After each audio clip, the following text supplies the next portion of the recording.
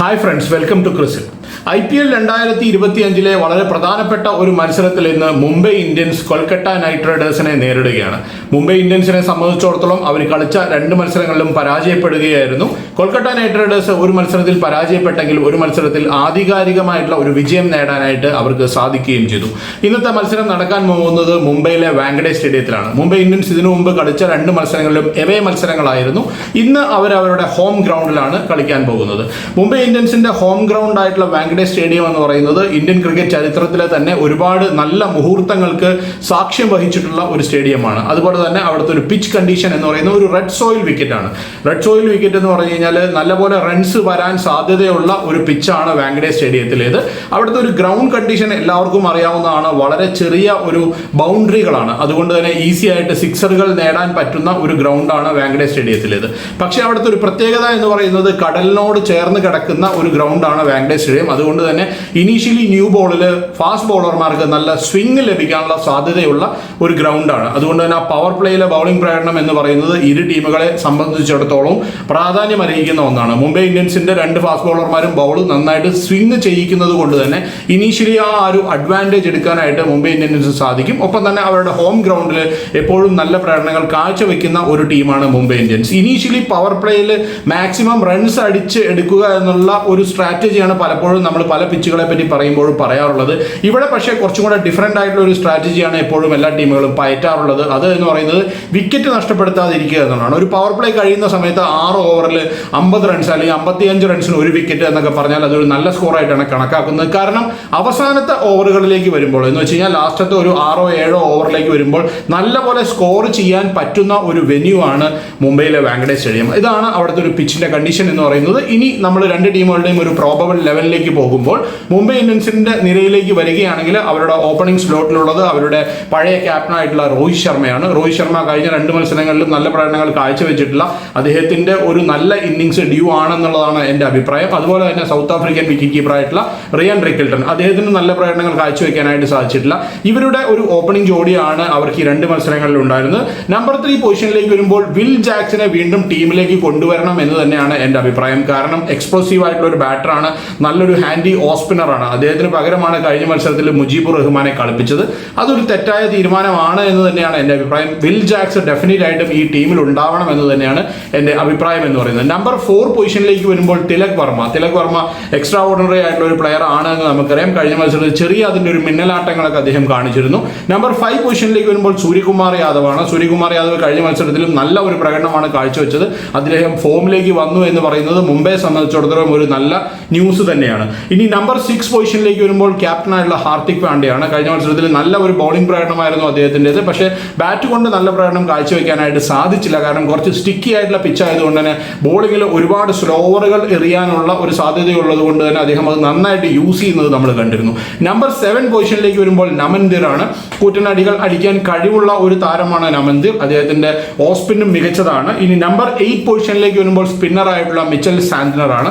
സാന്റ്നറിനും നല്ല പ്രകടനങ്ങൾ കാഴ്ചവെക്കാനായിട്ട് സാധിക്കും, എസ്പെഷ്യലി ഈ ഒരു കണ്ടീഷൻസിൽ. നമ്പർ 9 പൊസിഷനിലേക്ക് വരുമ്പോൾ ദീപക് ചഹറാണ്. നല്ലപോലെ ബോൾ സ്വിംഗ് ചെയ്യാൻ പറ്റുന്നതാണ്. ഈ കണ്ടീഷൻ ഇപ്പോൾ അവരുടെ ഹോം ഗ്രൗണ്ടിലേക്ക് വരുമ്പോൾ ആ കണ്ടീഷൻ അദ്ദേഹത്തിന് സൂട്ട് ആവും എന്ന് തന്നെയാണ് ഞാൻ പ്രതീക്ഷിക്കുന്നത്. നമ്പർ 10 പൊസിഷനിലേക്ക് വരുമ്പോൾ ട്രെന്റ് ബോൾട്ടാണ്. ട്രെന്റ് ബോൾട്ടിന്റെയും അവസ്ഥ അത് തന്നെയാണ്. പ്രത്യേകിച്ച് ഈ ഒരു കണ്ടീഷനിൽ നല്ലപോലെ ബൗൾ ചെയ്യാനായിട്ട് അപ്പ് ഫ്രണ്ട് വിക്കറ്റ് എടുക്കാൻ പറ്റുന്ന രണ്ട് ബൗളർമാർക്ക് അവർക്ക് ഉണ്ട് എന്നുള്ളത് ഒരു അഡ്വാൻറ്റേജ് തന്നെയാണ്. നമ്പർ 11 പൊസിഷനിലേക്ക് വരുമ്പോൾ അശ്വിനി കുമാർ അല്ലെങ്കിൽ സത്യനാരായണ രാജു. കഴിഞ്ഞ മത്സരത്തിൽ സത്യനാരായണ രാജു ആണ് കളിച്ചത്. പക്ഷേ അദ്ദേഹത്തിന്റെ ബോളിങ്ങിനെ പറ്റിയൊന്നും ഞാൻ കൂടുതൽ പറയുന്നില്ല. കാരണം രണ്ട് മത്സരങ്ങൾ മാത്രമേ കളിച്ചിട്ടുള്ളൂ അദ്ദേഹം. അതുകൊണ്ട് തന്നെ നമുക്ക് അതിനൊന്നും കൂടുതലായിട്ട് നമുക്ക് വിലയിരുത്താനായിട്ട് സാധിക്കില്ല. രണ്ട് മത്സരത്തിലും അദ്ദേഹത്തിന് നല്ല പ്രകടനം കാഴ്ചവെക്കാനായിട്ട് സാധിച്ചില്ല. പക്ഷേ അദ്ദേഹം ഒട്ടും തന്നെ ഒരു ഫ്രീ ആയിട്ടല്ല കളിക്കുന്നത്. ഒരുപാട് പരിഭ്രമിച്ച് കളിക്കുന്ന പോലെയുള്ള ഒരു ഫീലാണ് നമുക്ക് അദ്ദേഹത്തിന്റെ മുഖത്ത് നിന്ന് ലഭിക്കുന്നത്. അതൊരു നല്ല സൈൻ അല്ല എന്നുള്ളതാണ് എൻ്റെ അഭിപ്രായം. അതുകൊണ്ട് തന്നെ ചിലപ്പോൾ അശ്വിനി കുമാറിനെ ടീമിലേക്ക് അവർ കൊണ്ടുവരുമെന്ന് നമ്മൾ പ്രതീക്ഷിക്കുന്നു. ഇനി ഒരു ഇമ്പാക്ട് സപ്പായിട്ട് ഡെഫിനറ്റ് ആയിട്ടും വിഘ്നേഷ് പുത്തൂരിനെ കൊണ്ടുവരണം എന്നാണ് എൻ്റെ അഭിപ്രായം. കാരണം എന്താണെന്ന് വെച്ച് കഴിഞ്ഞാൽ ഇതുപോലെയുള്ള ഒരു കണ്ടീഷനിൽ ഗ്രൗണ്ട് ചെറുതാണ്, ഡെഫിനറ്റ് ആയിട്ടും അദ്ദേഹം ടോസപ്പ് ചെയ്ത് ബോൾ ചെയ്യുന്ന ഒരു ബോളറാണ്. അപ്പോൾ അതുകൊണ്ട് തന്നെ സിക്സർ നേടാനുള്ള സാധ്യത കൂടുതലുണ്ട് എന്ന് കരുതിയിട്ടാണ് പലപ്പോഴും അദ്ദേഹത്തിന് ഇങ്ങനെയുള്ള ഗ്രൗണ്ട് കളിപ്പിക്കാത്തത്. പക്ഷേ ഡെഫിനറ്റ് ആയിട്ടും വിക്കറ്റ് എടുക്കാനായിട്ട് അദ്ദേഹത്തിന് സാധിക്കും. കഴിഞ്ഞ കുറച്ച് നാളുകളായിട്ട് എസ്പെഷ്യലി ആ ആദ്യ മത്സരത്തിൽ കണ്ടപ്പോൾ ഒറ്റ ലൂസ് ബോൾ പോലും എറിയാതെയാണ് അദ്ദേഹം ബൗൾ ചെയ്യുന്നത്. അപ്പോൾ അതുകൊണ്ട് തന്നെ അങ്ങനെ ഒരു ചൈനമൻ സ്പിന്നർ വരുന്നത് ഡെഫിനറ്റ് ആയിട്ടും ടീമിന് മുതൽക്കൂട്ടാവുമെന്ന് തന്നെയാണ് എൻ്റെ അഭിപ്രായം എന്ന് പറയുന്നത്. ഇതാണ് മുംബൈ ഇന്ത്യൻസിന്റെ ഒരു പ്രോബബിൾ 11 എന്ന് പറയുന്നത്. ഇനി നമ്മൾ കൊൽക്കത്ത നൈറ്റ് റൈഡേഴ്സിന്റെ പ്രോബബിൾ 11ലേക്ക് പോകുമ്പോൾ സുനിൽ നരൈൻ തിരിച്ചു വരുമെന്നാണ് പ്രതീക്ഷിക്കുന്നത്. അങ്ങനെ വരികയാണെങ്കിൽ മൊയിൻ അലിക്ക് മാറി നിൽക്കേണ്ടി വരും. കാരണം സുനിൽ നരൈൻ്റെ അവരുടെ ടീമിൽ ഉണ്ടാക്കാൻ പറ്റുന്ന ഒരു ഇമ്പാക്ട് നമുക്ക് എല്ലാവർക്കും അറിയുന്നതാണ്. അതുകൊണ്ട് തന്നെ സുനിൽ നരൈന് ചെറിയ എന്തോ ഒരു ഇഷ്യൂ മാത്രമാണ് ഉണ്ടായിരുന്നത്. അതുകൊണ്ട് തന്നെ അദ്ദേഹം തിരിച്ചു വരും. അദ്ദേഹത്തിന് കൂടെ ഓപ്പൺ ചെയ്യാൻ പോകുന്നത് ക്വിന്റൻ ഡി കോക്കാണ്. കഴിഞ്ഞ മത്സരത്തിൽ 97 റൺസ് നേടി പുറത്താകാതെ നിന്നു. എക്സ്ട്രാ ഓർഡിനറി ആയിട്ടുള്ള ഒരു ബാറ്റിംഗ് പ്രകടനമായിരുന്നു. 1 ഡൗൺ പൊസിഷനിലേക്ക് വരുമ്പോൾ അജിങ്ക്യ രഹാനെ അവരുടെ ക്യാപ്റ്റനാണ്. ഈ ഒരു പിച്ചിൽ ഈ ഒരു കണ്ടീഷനിൽ നന്നായി ചെയ്യാൻ പറ്റുന്ന ഒരു താരമാണ് അജിങ്ക്യ രഹാനെ. വെങ്കടേഷ് അയ്യരാണ് നമ്പർ 4 പൊസിഷനിൽ വരിക. നമ്പർ 5 പൊസിഷനിലേക്ക് വരുമ്പോൾ അങ്കുരിഷ് രഘുവംശിയാണ്. നല്ലൊരു പ്ലെയർ ആണ് നമുക്കറിയാം. നമ്പർ 6 പൊസിഷനിലേക്ക് വരുമ്പോൾ റിങ്കു സിംഗിന് വലിയ ഓപ്പർച്യൂണിറ്റീസ് ഒന്നും ഈ പ്രാവശ്യവും ലഭിച്ചിട്ടില്ല. നമ്പർ 7 ആൻഡ്രെ റസൽ, അദ്ദേഹത്തിനെയും വലിയ രീതിയിൽ ഉപയോഗിക്കാനായിട്ട് സാധിച്ചിട്ടില്ല. അദ്ദേഹത്തിന്റെ ബോളിംഗ് അവർ ഉപയോഗിക്കുന്നില്ല എന്നുള്ളതാണ് ഒരു കൺസേൺ എന്ന് പറയുന്നത്. നമ്പർ 8 പൊസിഷനിലേക്ക് വരുമ്പോൾ രമൺദീപ് സിംഗ്, എഗെയിൻ അദ്ദേഹത്തിനും ഒരു ഓപ്പർച്യൂണിറ്റി കഴിഞ്ഞ മത്സരത്തിലൊന്നും ലഭിച്ചില്ല. നമ്പർ 9 പൊസിഷനിലേക്ക് വരുമ്പോൾ ഹർഷിത് റാണ, ഫാസ്റ്റ് ബോളറാണ്, നന്നായിട്ട് എറിയാൻ പറ്റുന്ന ഒരു താരമാണ്. നമ്പർ 10 പൊസിഷനിലേക്ക് വരുമ്പോൾ വൈഭവ് അറോറ, മറ്റൊരു ഇന്ത്യൻ പേസറാണ്. നമ്പർ 11 പൊസിഷനിലേക്ക് വരുമ്പോൾ വരുൺ ചക്രവർത്തി, എക്സ്ട്രാ ഓർഡിനറി ആയിട്ടുള്ള ഒരു സ്പിന്നർ ആണ് എന്ന് നമുക്കറിയാം. നമ്പർ 12 പൊസിഷൻ, അതായത് ഒരു ഇമ്പാക്ട് സബിന്റെ ഒരു ആവശ്യം വരികയാണെങ്കിൽ ഒന്നില്ലെങ്കിൽ സ്പെൻസർ ജോൺസൺ അല്ലെങ്കിൽ ആൻഡ്രിച്ച് നോക്കെ. ഇതിൽ സ്പെൻസർ ജോൺസൺ അവർ ഉപയോഗിക്കുന്നത് ഈ അപ്പ് ഫ്രണ്ട് ബോൾ സ്വിംഗ് ചെയ്യുന്നത് കൊണ്ടാണ്. ഈ ഒരു കണ്ടീഷൻസിൽ അദ്ദേഹം കഴിഞ്ഞ 2 മത്സരങ്ങളിൽ നല്ല പ്രകടനമല്ല കാഴ്ചവെച്ചത് എന്നറിയാം. പക്ഷേ ഈ ഒരു കണ്ടീഷൻസിൽ അദ്ദേഹത്തിന് ബോൾ സ്വിംഗ് ചെയ്യിക്കാനായിട്ട് കഴിയുന്നത് കൊണ്ട് തന്നെ അദ്ദേഹത്തിനെ കളിപ്പിക്കണം. ഒപ്പം തന്നെ മറ്റൊരു പ്രധാനപ്പെട്ട കാര്യം എന്ന് പറയുന്നത് മുംബൈയുടെ ഓപ്പണറായിട്ടുള്ള രോഹിത് ശർമ്മ എപ്പോഴും കഴിഞ്ഞ കുറേ നാളുകളായിട്ട് ഈ ലെഫ്റ്റ് ആം പേസർക്കെതിരെ മോശം പ്രകടനമാണ് കാഴ്ചവെക്കുന്നത്. അതുകൊണ്ട് തന്നെ രോഹിത് ശർമ്മയുടെ വിക്കറ്റ് എടുക്കാനായിട്ട് ഒരു ലെഫ്റ്റ് ആം പേസറായിട്ട് സ്പെൻസർ ജോൺസനെ ഉപയോഗിക്കാൻ പറ്റുമെന്നുള്ളതാണ് എൻ്റെ അഭിപ്രായം എന്ന് പറയുന്നത്. ഇനി 2 ടീമുകളുടെയും ഒരു സ്ട്രെങ്ത്തും വീക്ക്നെസ്സും ഒക്കെ പരിശോധിക്കുകയാണെങ്കിൽ നമ്മൾ ആദ്യം മുംബൈ ഇന്ത്യൻസിന്റെ ടീമിലേക്ക് പോകുമ്പോൾ മുംബൈ ഇന്ത്യൻസിന്റെ ഒരു പ്രശ്നം എന്ന് പറയുന്നത് അവരുടെ ഏറ്റവും ടോപ്പിലുള്ള ബാറ്റർമാർ, അതായത് അവരുടെ ഓപ്പണിംഗ് സ്ലോട്ടിൽ വരുന്ന രോഹിത് ശർമ്മയ്ക്കും റിയാൻ റിക്കിൾട്ടനും ഒന്നും തന്നെ ചെയ്യാൻ സാധിക്കുന്നില്ല എന്നുള്ളതാണ്. ഒരു നല്ല തുടക്കം ലഭിക്കുന്നില്ല എന്നുള്ളതാണ് മുംബൈയുടെ പ്രശ്നം എന്ന് പറയുന്നത്. അതുപോലെ തന്നെ ലോവർ മിഡിൽ ഓർഡറിലേക്ക് വരുമ്പോൾ അവിടെ കഴിഞ്ഞ മത്സരത്തിലൊക്കെ ഉണ്ടായിരുന്ന റോബിൻ മിൻസിനൊക്കെ തന്നെ ഒട്ടും തന്നെ നല്ല പ്രകടനം കാഴ്ചവെക്കാനായിട്ട് സാധിച്ചില്ല എന്നുള്ളതാണ്. മറ്റൊരു കാര്യം എന്ന് പറയുന്നത് അപ്പ് ഫ്രണ്ട് വിക്കറ്റ് എടുക്കാനായിട്ട് ദീപക് ചഹറിനും ട്രെന്റ് ബോൾട്ടനും സാധിക്കണം എന്നുള്ളതാണ്. പിന്നെ അവരുടെ ബാറ്റിംഗ് ഡിപ്പാർട്ട്മെന്റിലുള്ള പല താരങ്ങളും തിലക് വർമ്മയും സൂര്യകുമാർ യാദവും ഫോമിലാണ് എന്നുള്ളത് അവർക്ക് വലിയ അഡ്വാൻറ്റേജ് നൽകുന്ന ഒരു കാര്യമാണ്. ഇങ്ങനെ 2-3 കാര്യങ്ങൾ ചെയ്യാൻ സാധിച്ചാൽ മുംബൈക്ക് മത്സരത്തിലേക്ക് അല്ലെങ്കിൽ ഈ ടൂർണമെന്റിലേക്ക് തിരിച്ചു വരുവാനായിട്ട് സാധിക്കുമെന്ന് തന്നെയാണ് പ്രതീക്ഷിക്കുന്നത്. ഇനി നമ്മൾ നോക്കാൻ പോകുന്നത് കൊൽക്കത്ത നൈറ്റ് റൈഡേഴ്സിന്റെ ഒരു സ്ട്രെങ്തും വീക്ക്നെസ്സും ആണ്. കൊൽക്കത്ത നൈറ്റ് റൈഡേഴ്സിന്റെ ഒരു ടീമിലേക്ക് വരുമ്പോൾ അവരുടെ കഴിഞ്ഞ മത്സരത്തിൽ ക്വിന്റൻ ഡി കോക്കിന്റെ ഒരു നല്ല പ്രകടനം വന്നതോടുകൂടി ആ ഒരു ടോപ്പിൽ നല്ലൊരു ബാറ്ററെ അവർക്ക് ലഭിച്ചിരിക്കുകയാണ്. അവരുടെ ഏറ്റവും വലിയ ഒരു അഡ്വാൻറ്റേജ് എന്ന് പറയുന്നത് അവരുടെ 2 സ്പിന്നർമാരാണ്. സുനിൽ നരൈനും വരുൺ ചക്രവർത്തിയും നയിക്കുന്ന ഒരു സ്പിൻ ഡിപ്പാർട്ട്മെന്റ് നല്ലതാണ് എന്നുള്ളതാണ്. ഫാസ്റ്റ് ബോളിംഗ് ഡിപ്പാർട്ട്മെന്റിലേക്ക് വരുമ്പോൾ കഴിഞ്ഞ മത്സരത്തിലൊന്നും സ്പെൻസർ ജോൺസൺ നന്നായിട്ട് ചെയ്യാനായിട്ട് സാധിച്ചിട്ടില്ല. വൈഭവ് അറോറ നല്ലപോലെ സ്വിംഗ് ചെയ്യിക്കുന്ന ഒരു ബോളറാണ്. അദ്ദേഹത്തിന് ഈ ഒരു കണ്ടീഷനിൽ നന്നായിട്ട് സ്വിംഗ് ചെയ്യിക്കാനായിട്ട് സാധിക്കുമെന്ന് പ്രതീക്ഷിക്കുന്നു. ഏതായാലും ആ ഒരു ഡിപ്പാർട്ട്മെന്റിൽ കുറച്ച് ചെറിയ വീക്ക് ലിങ്ക്സ് ഒക്കെ ഉണ്ട് എന്നുള്ളതാണ് എൻ്റെ അഭിപ്രായം എന്ന് പറയുന്നത്.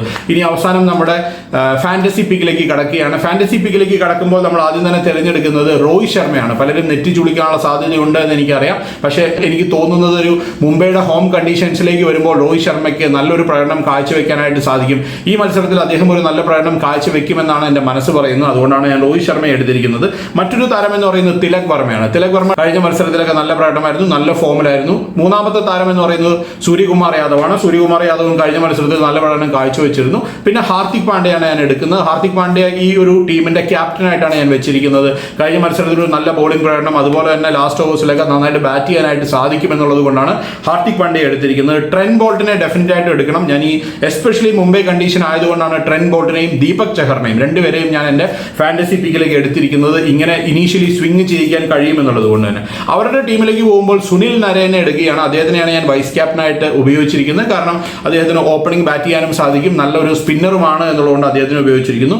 1 ഡൗൺ പൊസിഷനിൽ വരുന്ന അജിങ്ക്യ രഹാനെയെ ഞാൻ ഈ ഫാന്റസി പിക്കിലേക്ക് എടുക്കുകയാണ്. കാരണം ഈ ഒരു കണ്ടീഷനിൽ നന്നായി ബാറ്റ് ചെയ്യാൻ പറ്റുന്ന താരമാണ്.